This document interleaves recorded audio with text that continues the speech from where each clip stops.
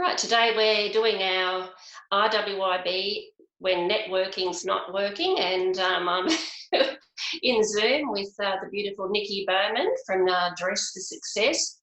I'll just do a little intro about Nikki, and she's not new to IWIB. We've had Nikki speak on a number of occasions about her areas of expertise, and Nikki is the leadership expert with over two decades of experience. Her focus is on tools and skills leaders need in order to provide their teams with the psychological safety they need in order to produce their best work. So Nikki, she's also the director of Dress for Success Sydney, and she's the founder of the Illawarra branch, a very busy lady. And welcome, Nikki. Hi, Glenda. Great to be here, and what a great initiative. Yes, it's all about, I think, keeping our brand active for everybody, IWIB and everybody else, and also I think we've got a little bit of time up our sleeves to do this type of network now, haven't we? Yeah. We have, and it's, we use different rooms of our house to excite ourselves. That's right. Different backdrops. Where are we? My first time I'm doing it at home. I've been out and about, but I thought I'd better start doing them at home now. So you might see anything from this backdrop, which is the drumstick from the Rolling Stones, which we caught about 15 years ago, and and or you might see a Christmas tree appear one day. Depends on how bored I get. There's nothing like prepping early, Glenda. Right. We don't know what's going to happen. Right. Nikki, your work focuses on psychological safety and leadership. Why is psychological safety so important, and how are you seeing that play in this crisis? Yeah, thanks, Glenda. I think it's become so acute, the need to understand and put in place skills for people to be able to cope with this. Psychological safety is important because our brains exist in the 21st century, but they were wired for things that were happening many centuries ago. So our brains are wired for primal stuff. So if we're under stress, we get these surges of adrenaline, which are really helpful if you're being chased by a saber-toothed tiger, but they are not helpful when that's happening day in, day out in the workplace. So speaking about the situation, let's call it pre-COVID-19, in what I would call the more normalised environment, even in that environment, we've got so many employees reporting disengagement, stress, pressure. And when that happens and your adrenaline is surging and your cortisol is rushing through your body, your brain actually loses its ability to do some of the things that you want it to do, like create, innovate, collaborate. So we need leaders to be able to bring people back to that place of safety so that all the good hormones and chemicals can start impacting the brain. So you're getting your dopamine hits and you're getting your serotonin and all the things that make you want to perform, that make you want to collaborate with your peers. In this environment, it is a much bigger task because there is so much fear out there. People are under genuine, immediate financial stress. They're seeing their businesses that they've worked either on or in for their whole lives sometimes, or their whole careers, just stop dead with no certainty about when they're going to reopen. So anything that we can do as leaders to give those people some modicum of psychological safety is going to help them be able to think straight. Because at the moment, the thing I'm hearing from my clients and from people that I speak to is they actually can't think. They can't focus. They can barely put one foot in front of the other, let alone engage in kind of a longer term planning or even start to come up with creative and innovative solutions as to how to keep their business going. Yeah, that's the problem, isn't it? It's the fear, I think, and it takes over. Yeah. So, Nikki, what's the number one piece of advice you have to leaders in navigating the current crisis? The number one piece of advice would be, wherever you can give certainty, give it, because certainty creates. Oh, knocked my computer over. Certainty creates creates a sense of security. So the biggest issue that we've got, if you notice what most people are saying on the chat rolls and on Facebook and in the media, is they're saying, we can't stand this death by 1,000 cuts, Scott Morrison or Glarus Berejiklian. We can't stand this not knowing from one day to the next whether we can be open or not open. And what they're really saying is uncertainty is the biggest thing that makes you feel unsafe. Yeah? You can't actually think straight at all if your mind is constantly worrying about what different options are. So if you are a leader of people, the main thing you can do is look for every possible area to give people certainty. So go right back and look at the boundaries that exist for their operations and say, okay, here's some certainty. We will close tomorrow. For the next month, we will be able to pay you your full salary. For the month after that, we will pay you X, or you will be stood down and you will take your leave. None of that is good news, but it's certainty for as long as it can be given. These days, most people can't be given certainty for 6 months or sometimes even 3 months. But if you can be given certainty about what's happening today, certainty about what your role is and what tasks you can perform, because people are sort of finding that they can't possibly do what they were doing in the office or what they were doing last week before the shutdown came. So if leaders can create some really tight boundaries for people, it at least gives them something to grasp onto, and it gives them some certainty that stills some of that unrest in their mind. Can't take away COVID-19, can't take away the uncertainty and the strange messaging we're getting from ScoMo, who seems to give extraordinarily lengthy press conferences, which sometimes confuse people, I think, more than anything. But whatever we can do to just give people bits and pieces of certainty is the number one thing I would say leaders should be looking for at the moment.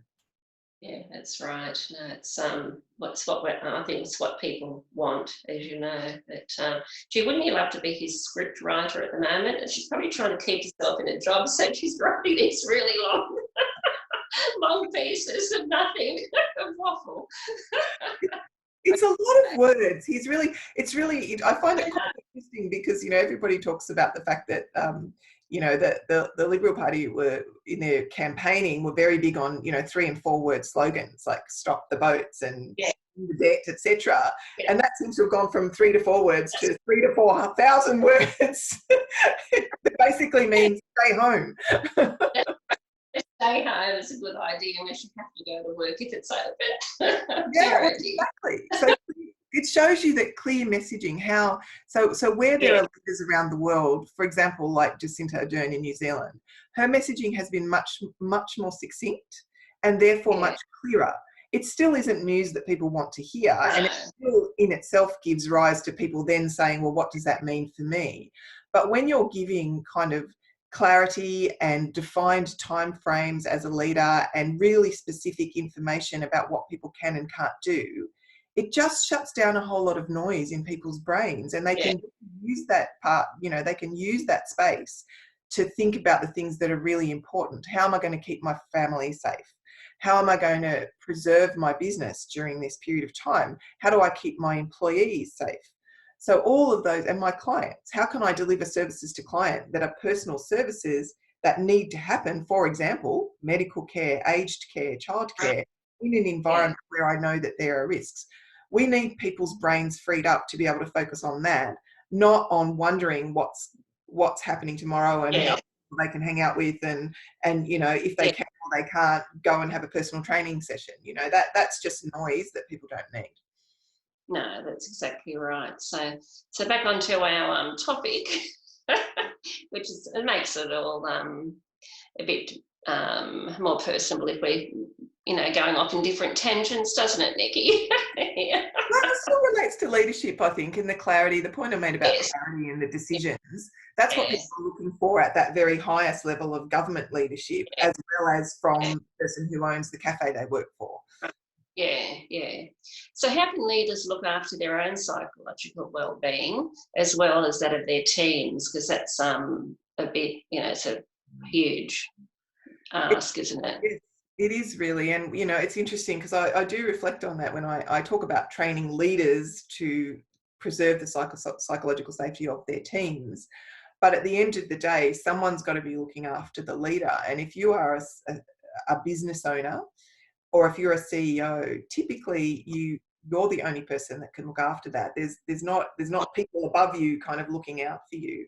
So one of the key things is really to set your own boundaries really clearly, and that is about working several things. One is working hours. The temptation, of course, when you're trying to save your business or save your organisation, is to work every hour that's available to you.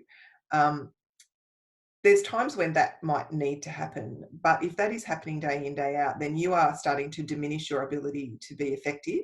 So you really need to be kind to yourself and set some personal boundaries around when you will absolutely switch off.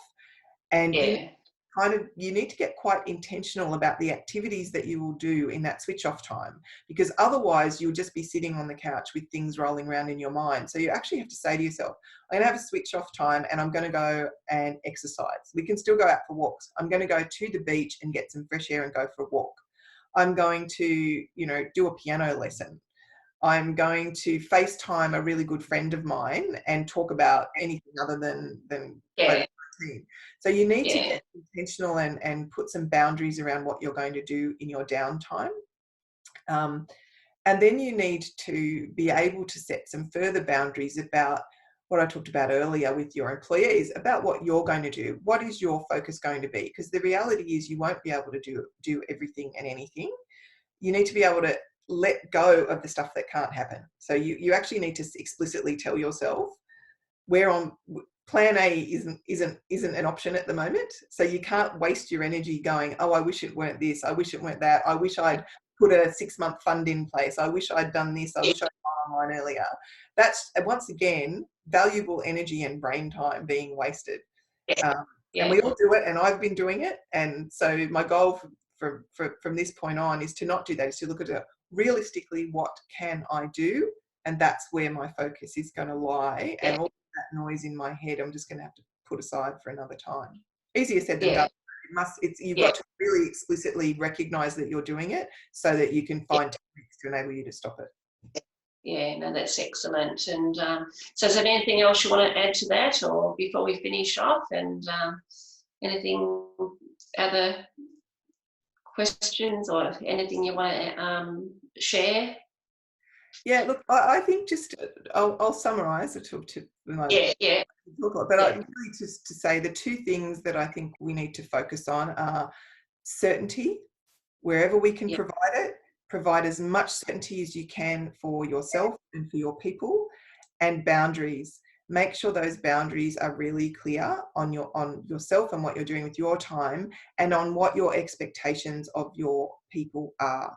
Because if you can do those two things, you then release a lot of mental energy to enable people to think creatively about how to navigate this, and to give themselves some mental space to do a bit of self-care and to be a bit kinder to themselves, and to stop that whirling going on in their head. Those are really my two key things. It's boundaries and it's certainty. That if you can get those right, it will really take you to the next level in your ability to navigate a crisis like this. Great. And self-care, that's sort of what I picked up, that you were, the big one is your self-care. So switch off, and you can't do anything about it, so you don't have to clean every cupboard in the house. I haven't started yet. I'm easily distracted. Yes, there's always something better to do. But right, we'll leave it at that, Nikki, and we'll see you at IWIB soon, and we might even see you at one of our virtual coffee clubs that we're starting up this week. So I hope, I hope you're going to be part of that. And so we'll sign out now, and I'm moving on to another interview, which I really do have to master how to use Zoom. Thanks a lot, Nikki. Thank you, Glenda. Right, bye-bye.